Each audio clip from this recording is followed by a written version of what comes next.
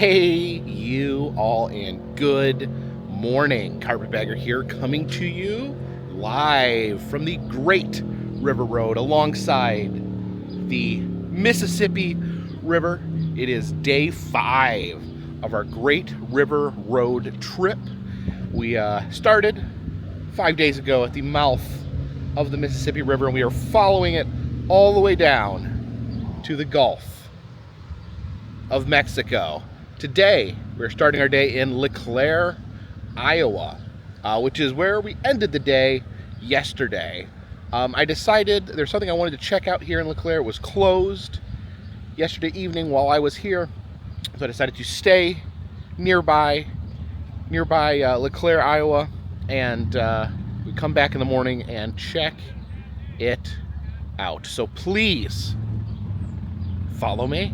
One of LeClaire, Iowa's claims to fame is it is the birthplace of Buffalo Bill Cody. He was actually born here in LeClaire and became kind of a legendary folk hero. See Buffalo Bill there. Started out as a buffalo hunter, ended up creating the Buffalo Bill's Wild West show, which was a very wildly successful traveling show featuring imagery from the Wild West. Kind of helped create this image of the Wild West that we have to this day. It says right here, he was in fact America's first superstar. It actually says here on the sign that at one point Buffalo Bill, the most famous person in the world, and I believe it. You can really sense traveling the country how ingrained he is in American culture, in American folklore. There's another Buffalo Bill museum I went to. It's in Golden, Colorado. They also have what is suspected to be his grave there. He has a town named after him, Cody, Wyoming, and the Buffalo Bills football team named after Buffalo Bill. So just kind of like this larger than life figure. You know, he was a real person, but he kind of falls almost in the realm of like Johnny Appleseed or Paul Bunyan. It's just this larger than life character. But he was born right here in LeClaire, Iowa. So of course the Buffalo Bill Museum, but it looks like they may cover things other than Buffalo Bill. See this giant paddle wheel here. So maybe they covered some things having to do with the river itself. And look at this giant, oddly shaped building here. The big glass window. Looks like they have a riverboat inside there. It looks like this special building may be built to encase this riverboat. But it says we have to enter through the museum. So yeah, without further ado, let's head inside the Buffalo Bill Museum.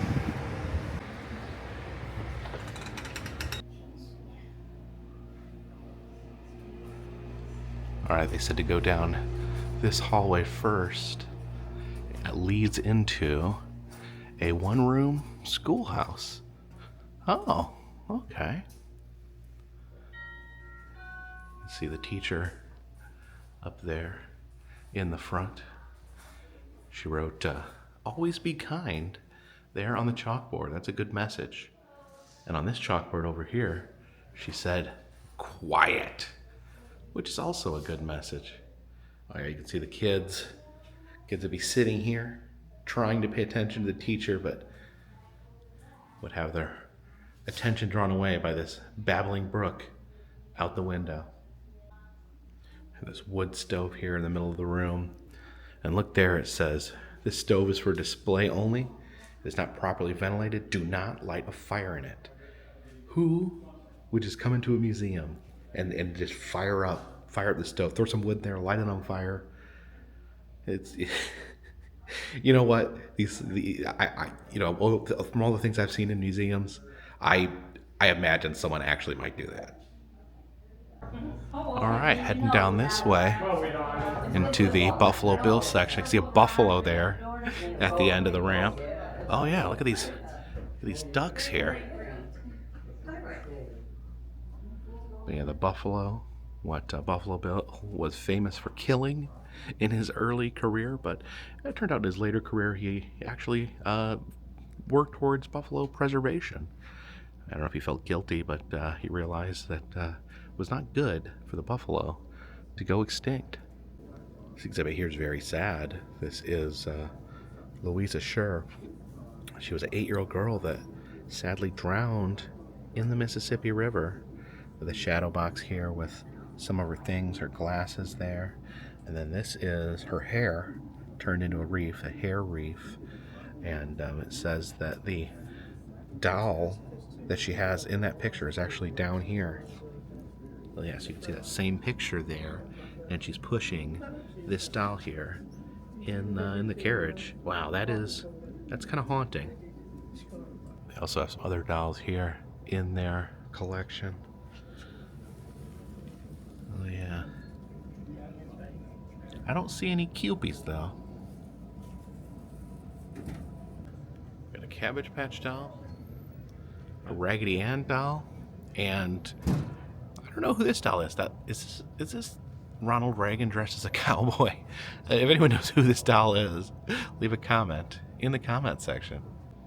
Alright, so this museum isn't just about Buffalo Bill. There's other interesting things. Here in LeClaire, Iowa, these are early black boxes, also known as flight recorders. So these would be on airplanes, and they're designed, like the shell, they're designed to survive a crash, and then can records the flight, records everything that happened, instruments in there. And so when they retrieve this from the plane crash, they kind of figure out what happened. Pretty interesting.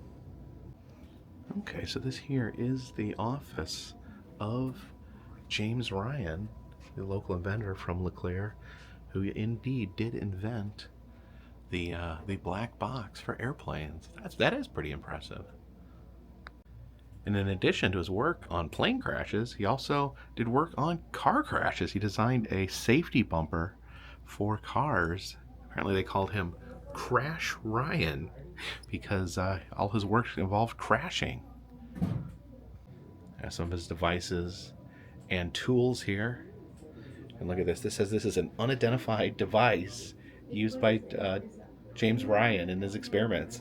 So no one even knows what that was or what he used it for. Oh wow. So he invented the black box. He invented the safety bumper. He also invented the modern retractable seatbelt. Now apparently they had seatbelts prior, but these are the modern type that would pull out and retract. Wow, he invented this, and apparently he tested them on himself. He used himself as the crash dummy, and this is the helmet he would use, which is just a football helmet that he would put on and get into car crashes with these belts. So this guy invented the black box, invented the safety bumper, invented the retractable seatbelt, and he doesn't even have a Wikipedia page. Here we go into the music exhibit. We're talking about different ways of playing music. The recording cylinder, the vinyl record, which somehow has made a comeback. Here's some 8 tracks. Listen to some Don Ho and The Sound of Music on 8 tracks. And then the best of Neil Diamond here on cassette. And then we move into the compact disc or CD, where you can listen to Johnny Paycheck's greatest hits. And then we transition now into digital music. And who even knows what you're listening to on that? Exhibit on James B. Eads. He was a designer of boats. He designed ironclad warships for the Civil War. This was a ship he actually used on the Mississippi River. And if you ever delve into the world of Civil War era warships like this, the ironclads, they even had some submarines that they designed. It's really fascinating. It was a time when America somehow just went full steampunk. Shows here how they're diving off this raft, doing a recovery mission by basically sinking a person in a whiskey barrel. Okay, this is pretty amazing. This museum's pretty amazing, and this is a pretty amazing artifact here. This is a teepee that belonged to Iron Eyes Cody. Now, Iron Eyes Cody was an actor, played Native American characters. Um, Probably best known for a commercial he was in.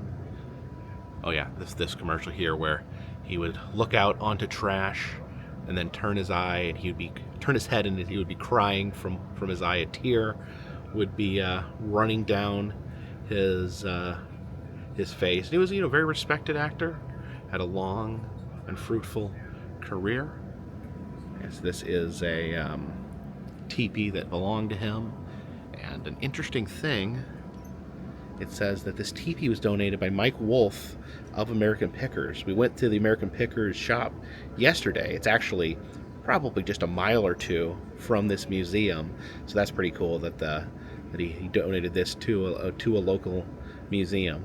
I guess the only I don't want to say issue, but maybe a slight controversy is that Iron Eyes Cody basically identified himself as a Native American through his whole life. He was completely immersed in Native American culture, but alas, he was Italian.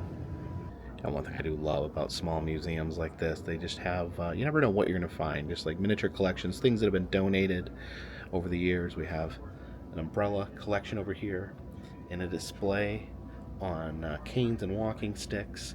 It says this here is a drinking cane where you can actually put liquor in the cane, screw that on the top, and then drink alcohol out of the cane when no one's looking. Oh, and that there is a shillelagh, a Irish fighting stick.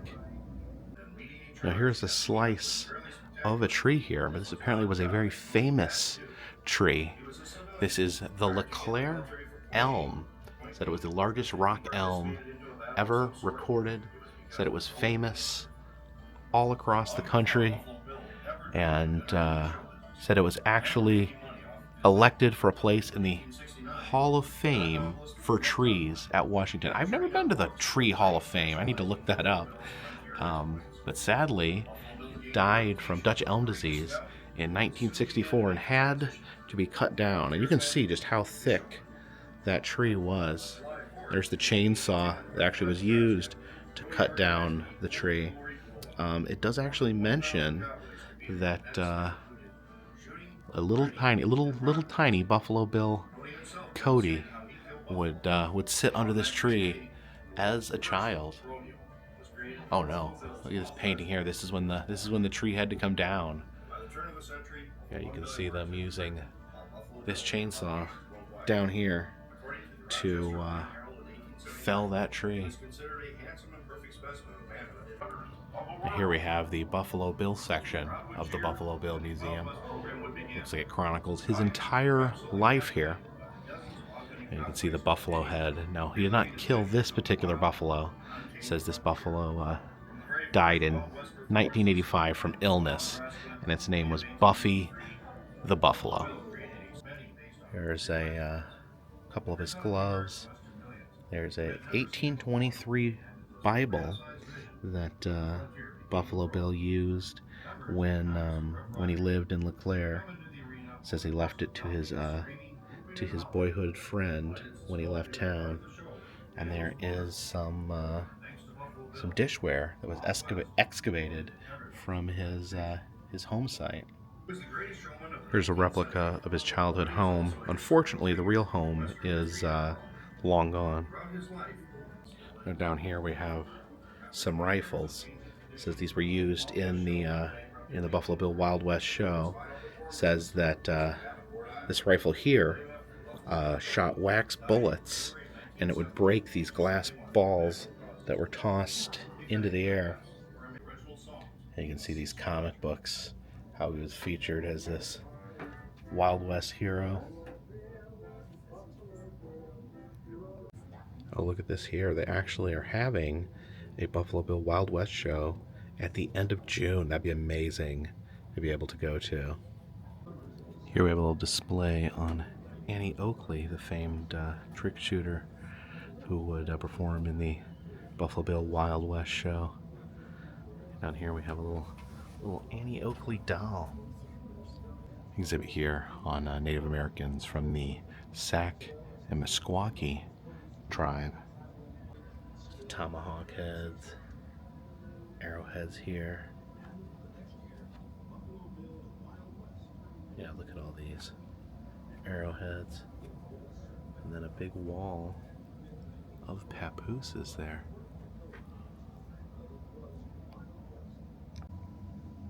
This boat trailer here that you'd pull behind a vehicle.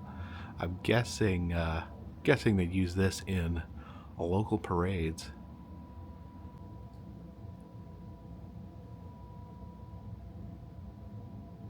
And what have I said? Every Western museum worth its salt has to have a barbed wire display showing off the different ways in which wire can rip and tear one's flesh. My grandma actually had one of these corn shucking devices, and when we were kids, it was our favorite thing to do. We would go out into the cornfields and see if we could find corn that was left from the harvest, and we would just sit, and you put the whole piece of corn in there, you turn the wheel, and the kernels fall out there, and then it spits out the empty cob. As kids, we thought this was the most fun we've ever had. And this taxidermied badger here is from 1900. So this is something really unsettling about this badger. Is it just me, or does this badger look like he has like a man face? Like he has a human face. Like it's like a skinwalker turning into a badger. Is this terrifying to anyone else? And look at this, folks. We have us a quilt room. Of course, here on the Carpetbagger channel, we love and appreciate the artistry that goes into the making and production of quilts. And look over here. These are like rug beaters. Like if your quilt gets all gross and dirty, you can hang it up and beat the dust out of it. The dust and filth and dead skin, just smack it out. The women's fashion room here. We got another hair wreath. Yeah, they would take the hair of the dead and form a wreath. We saw that earlier with the little girl. It's a much more large and elaborate hair wreath. Oh, look at all these fur coats back here.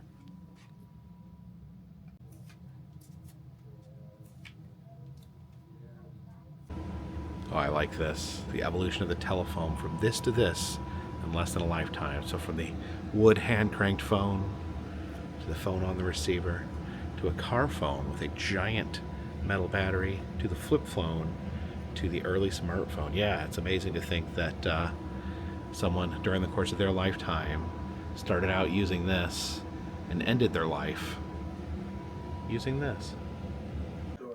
Historic LeClaire's 3 R's, which is river, rapids, and river pilots.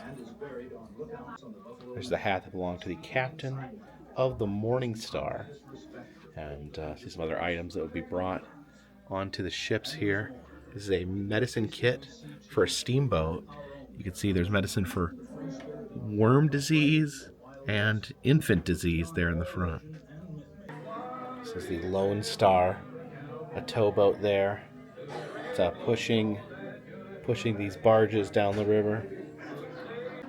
Oh, and we head into this building, we can actually see the real Lone Star, the steamboat Lone Star, in its own separate building here.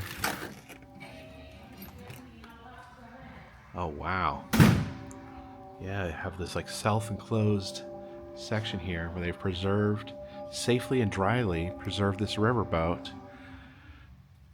See the deckhand up there says he's using that pole to measure the depth of the water. Wonder how many twains it is to the bottom of the river. Yeah, pretty amazing that they have the Lone Star here preserved in such dry conditions. So we can head right inside here. Good evening, sir. Oh, it does say, watch your head here. There's lots of things to bonk your head on. And look at this. Even though we are indoors, inside a museum, you can still look off the side of the boat and see the Mississippi River. The ship's bathroom here. Gotta have that toilet taped down. Otherwise, you know how people act in museums.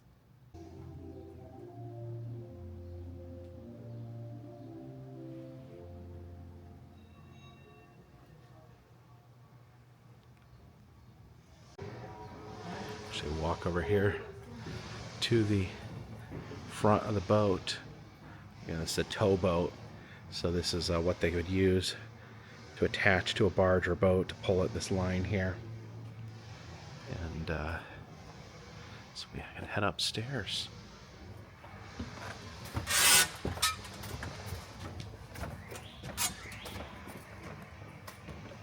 Oh wow, yeah. Look at the view up here. Looking out on the river. You can see the riverboats, the modern day riverboats they use to take people on cruises.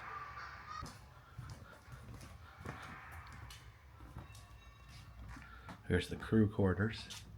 This is the crew would be sleeping.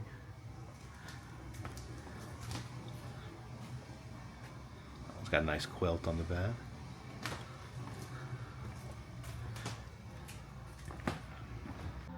Along here we can read the history of the Lone Star. It was built in 1869 and talks about what it was doing, what else was going on in the world. So in 1903 it was still in operation, and also the airplane was invented. Yeah, apparently in the 50s and 60s it was the last boat of its kind still in operation until 1967, when it would fail inspection and be retired.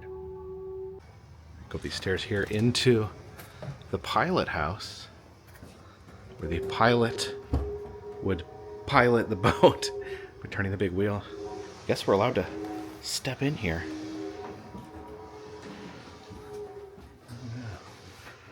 See what it's like to be behind the wheel of a towboat on the mighty Mississippi. As we walk alongside the Lone Star, we can see some other models of boats sailed the Mississippi. This is a casino boat here. This is the Dixie Belle and the Jenny Lee. This is the Robert E. Lee, named after Robert E. Lee from, the Civil War. Back here by the paddle wheel of the Lone Star. Here we have Captain Philip Suter there, sailing his ship down the rapids of the Quad City area. There's an exhibit here on the pearl button industry. We learned about this at the Mississippi River Museum yesterday.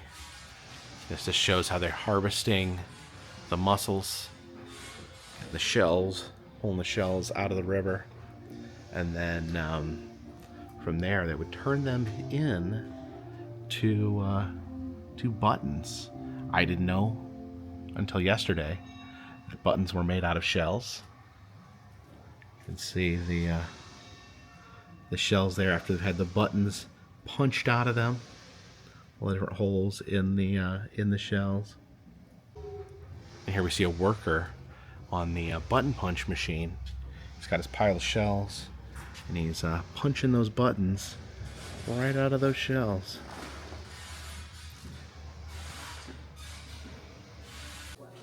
Some Buffalo Bill merchandise here in the gift shop. Get yourself a Buffalo Bill shot glass. Here's some Iowa snow globes. Oh, look at that. It's the Iowa tornado.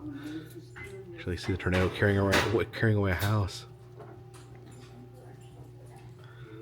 Some glitter going there. There's a tractor. Oh, look at this. You can buy these shells here that were used in the manufacturing of buttons. There's feather suckers here. You can see these suckers themselves are feathers coming out of the headdress of this Native American.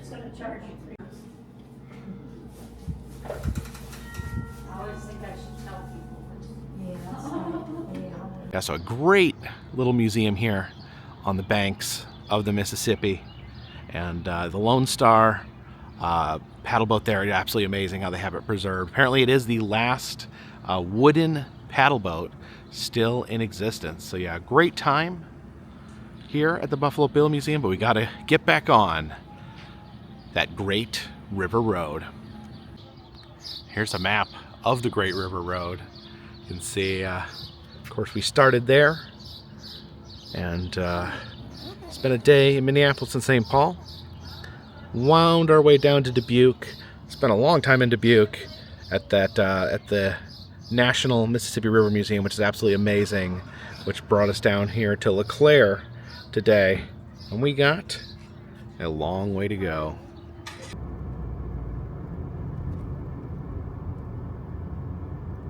Now we have come down the river just a little bit to Davenport, Iowa, and in this little park here on the side of the river we have an interesting sculpture garden. See all these different people, all these different figures. This is actually a recreation of a painting called A Sunday Afternoon on the Island of Le Grand Jatte by George Seurat. This painting hangs in the Art Museum in Chicago, and I don't know much about art, but I definitely recognize this. Just seeing it, it kind of comes together. Although I think we are looking at it at the wrong angle. I actually think we're supposed to be on the other side. So let's see here. Okay. Yeah, I think we're supposed to be on the opposite side here. See if we can line up these figures. Okay, here's a helpful guide. This is Sunday. It says Sunday in the Park. I guess maybe that is another name for the painting, but the full name is Sunday Afternoon on the Island of Le Grand Jatte. And there we see the painting there. So as we pull out, we can see all the characters, all the figures from the painting. It's kind of hard to get them all in without getting too far away, but yeah, they're all here looking at the river, much like they are in the painting. Let's take a closer look at the individual characters here. Here you have the fancy pants couple. Guy here is smoking a cigar, wearing a monocle. Looks like she's walking a little dog there. Got this girl here with her flowers. We have squatting umbrella lady and standing umbrella lady with child. This lady's reading a book there. This guy playing the trumpet here. This guy's lounging, smoking his pipe. This guy here looks like some sort of evil oil baron.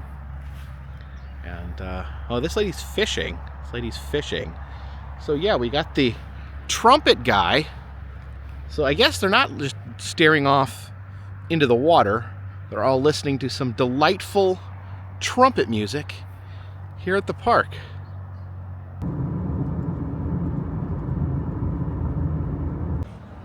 Here is the Dam View Inn, which makes me feel like there must be a dam nearby. Also, a place where you can get some dam tacos. Oh yeah, there's the dam right over there. I'm surprised there's quite a few dams in the Mississippi River. And then this big bridge here, and a statue of old Honest Abe. Now, the bridge behind me has an important distinction in that it was the very first bridge over the Mississippi. Prior to that, you had to take a ferry boat from one side of the Mississippi to the other in order to cross the river. Of course, if that was still the case, this trip would take a lot longer. If every time I needed to get across the river, I needed to put my car in a boat, that would be a challenge. And it is said that when they built this bridge, the ferry boat companies got very angry. They said they feared that this would put them out of business. And there was actually an accident where a ferry boat crashed into the original version of this bridge and burned it down. And the ferry boat company sued the bridge company, and a lawsuit that may have put an end to bridges. They declared that bridges were too dangerous, that boats would run into them. And actually the railroad company won out in the end, using a pre-president, Mr. Lincoln, as their lawyer.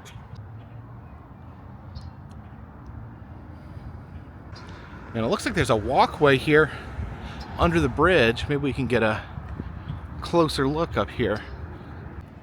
Yeah, you can see the first bridge right here.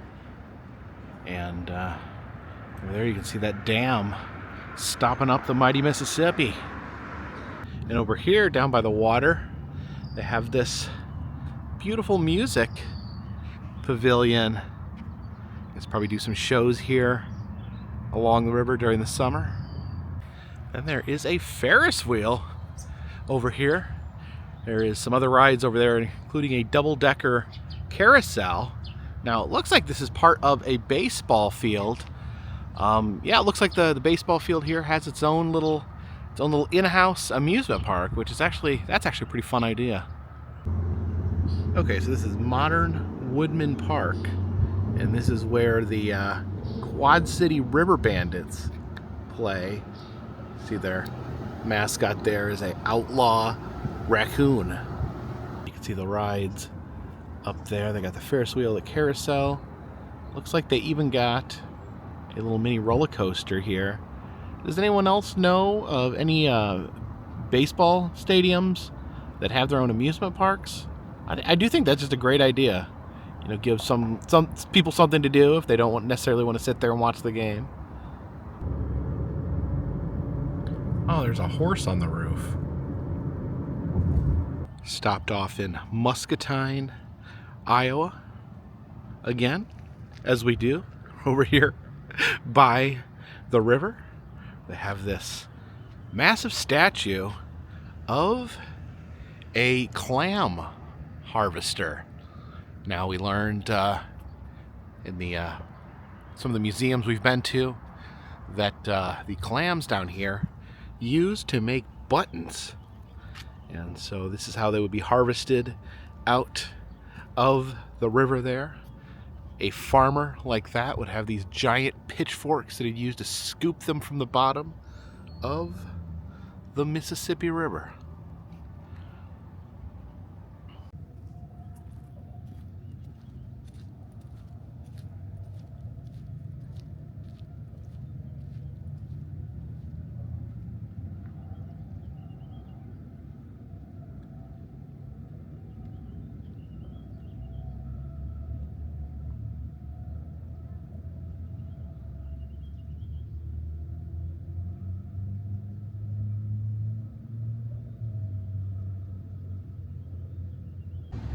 Now, they do have a button museum here in Muscatine, the National Pearl Button Museum. You can see a cardboard riverboat there in the window, the Pearl Button Queen. Now, unfortunately, they are not open today, which is unfortunate. I wanted to do as many museums as possible, but they're actually closed 2 days out of the week. They're open Tuesday through Saturday, and this is something that, it is a challenge when traveling. I do love to hit these smaller museums, but a lot of times they do have, they just don't have a lot of hours. They close 2 days out of the week. They'll close early at 4.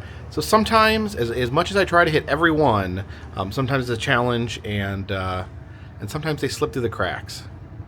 But fortunately, both the National Mississippi River Museum and the Buffalo Bill Museum that we went to today, they both had exhibits on how pearl buttons are made. So at least we had that. Otherwise we'd be lost.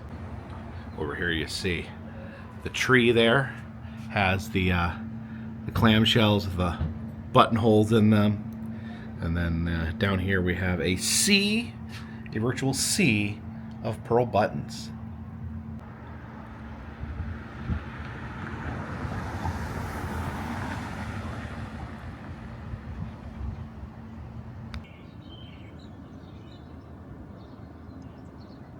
Also here in Muscatine, right down by the water, we have the world's largest watermelon slice.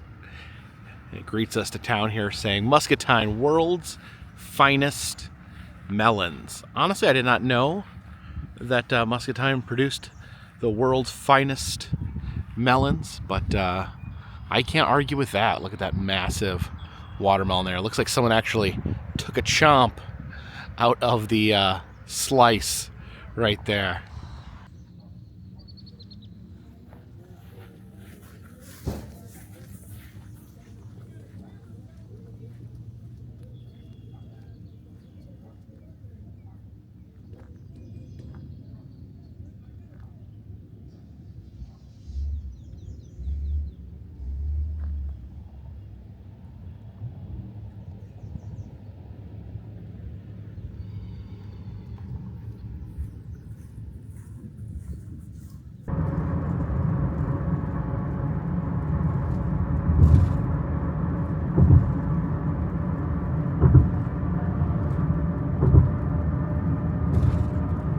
Uh-oh, we got a turtle in the road here. I'm gonna turn on my my emergency lights, and we will help this turtle get across the road.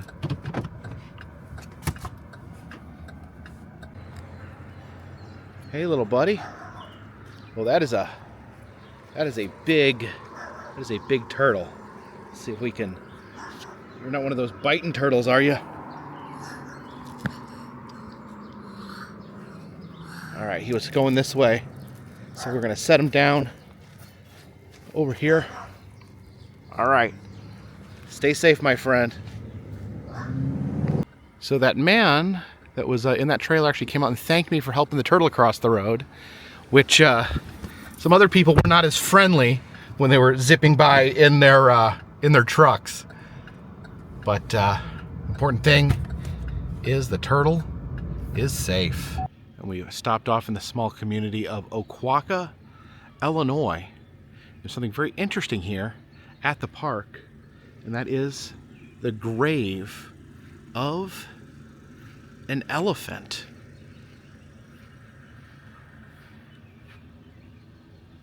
So this is the gravestone of Norma Jean the elephant. I guess elephant also Norma Jean's last name, Norma Jean Elephant.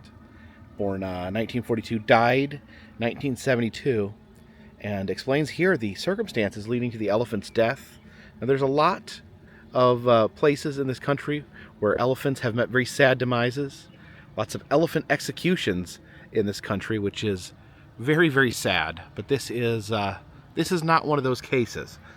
See, Norma Jean here was struck by lightning. Yes, as memory of Norma Jean, who was killed by lightning at this location and lies buried here. So the elephant was with the circus, the Clarks and Walters Circus there. They have the advertisement. The circus was, I guess, occurring right here. And Norma Jean the elephant was standing right here when she was struck by lightning. They have the newspaper clipping and the photo here.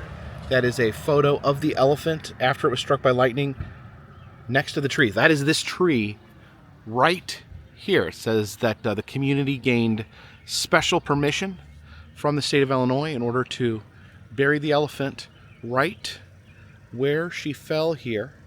So elephant, there is an elephant in the ground right there, an elephant skeleton, the remains of an elephant, are buried under our feet. And the community put this nice little plaque here honoring Norma Jean and giving the cautionary tale of what happens when an elephant gets struck by lightning.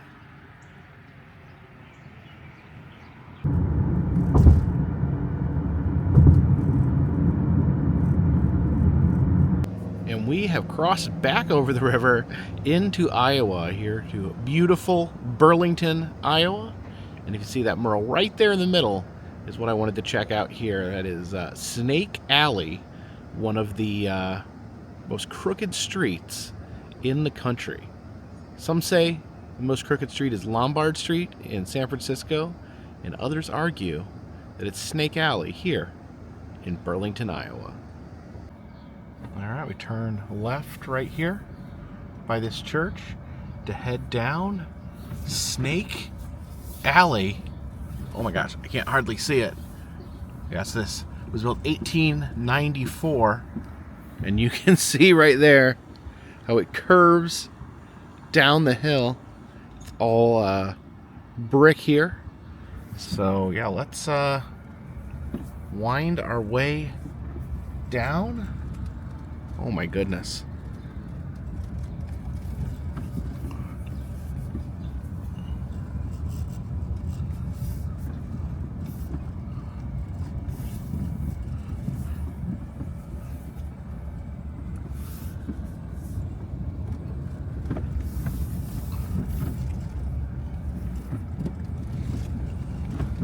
Jeez.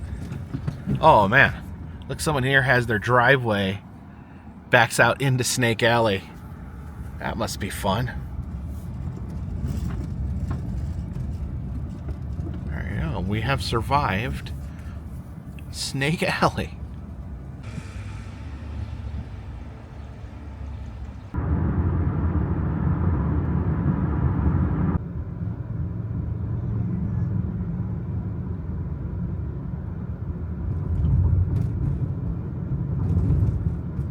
Stopped here in Keokuk, Iowa, and we have another paddle boat on land, the George M. Verity. I know that, yeah, some of these boats, they just have like human names, like George M. Verity. It's just like the boat. It's just like a person with a first, last name and middle initial. Now, normally this is, you can come out here and tour the boat. Unfortunately, we got here a little late, and they're closed for the day, not doing tours. But yeah, I love these paddle boats. They're still impress me.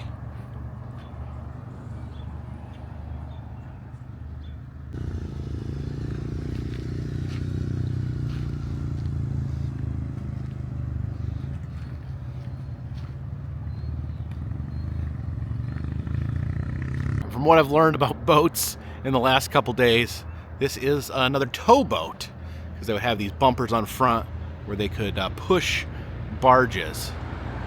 So yeah, the George M. Verity here. We toured the William M. Black, which was docked in Dubuque, Iowa. We also saw another beached towboat, the William L. Childress, in Prairie du Chien, Wisconsin. And then today we toured another paddle boat that's actually indoors. That one didn't have a human name. Why do they all have middle initials? But the one we saw earlier today was the Lone Star.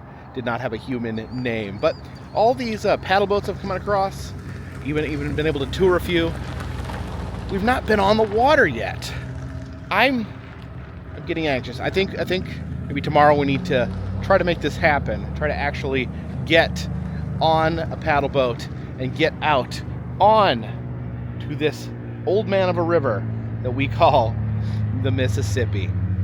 Yeah, so I think as the sun sets here in Keokuk, Iowa, I think I meant.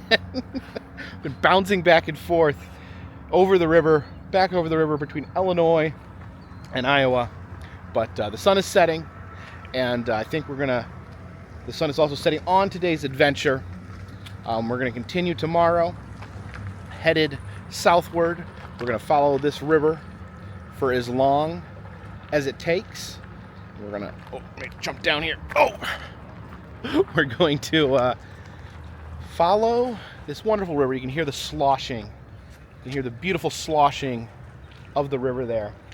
We're going to follow this river as long as it goes. We're going to follow this river. Doesn't matter if it never ends. We're going to follow it until the time runs out.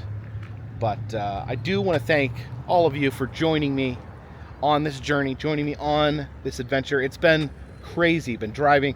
These days have been jam-packed with all these different stops, all these different boats, all these different museums, but I've been having a great time. Just being out here, riding alongside this beautiful river has just been quite the experience for me. And we're just getting started here. We got a long river to go. So thank you for those of you watching this. Special thank you for those of you that tune in every day. That does mean a lot to me right now. I'm filming every day, editing at night, and then putting it out in the morning for you guys to view. Oh my gosh, I'm getting attacked. Actually, I'm being attacked by bugs. There's a lot of bugs here down by this river. If you guys like these videos, please subscribe. I travel around the country. I film roadside attractions. I film amusement parks. I rescue turtles out of the center of the road. And oh my gosh, if you'd like to help out this channel in other ways, consider contributing to Patreon. $3 or more will get you a postcard once a month from me to you. Also selling enamel pins in the Etsy shop. Hopefully we're gonna get some new things, some non-pin items in the Etsy shop coming up pretty soon. Also doing cameos, personalized messages. If you're interested in any of these things, check the description below this video. And of course, all those things help keep this train on the track, this boat in the water, and this dirigible in the air. Until next time, my friends, this one's in the bag.